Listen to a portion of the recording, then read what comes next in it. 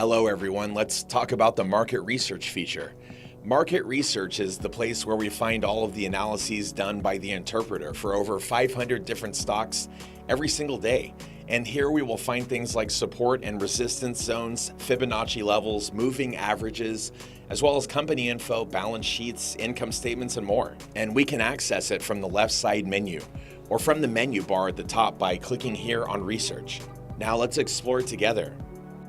On top of the table, we can filter the research by stocks that are part of the major indexes, like the Dow 30, Nasdaq 100, and the S&P 500, or we can just look at featured stocks. The featured stocks are either the ones that are currently most searched for and traded by the public, or the stocks that have been analyzed by the interpreter and have stood out. So these might be stocks that are not as popular but are in the spotlight because of their analysis today.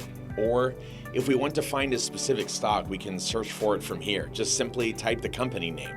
Or we can also search by industry. So for example, let's look at the computer industry.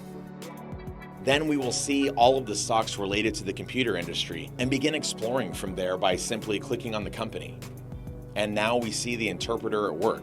So on top here, we see a written analysis followed by support and resistance zones, Fibonacci and Triangle levels, and also a ready and done for you chart of what the interpreter sees. We also have trading signals like the 48-hour candlesticks or buy the dip signals from our backtest lab, moving averages,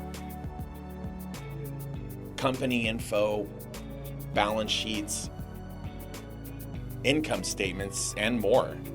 So this is ready and done for us every single day by powerful artificial intelligence for over 500 different stocks. Now let's say I want to explore a stock that is not part of one of the three major indexes, the Dow 30, Nasdaq 100, or the S&P 500. Let's go back to the market research tab. We're going to click right here. When we select to see all stocks, these will be stocks that are part of one of the three indexes.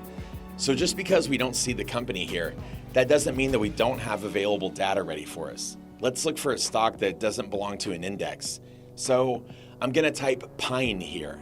So Alpine is not part of an index.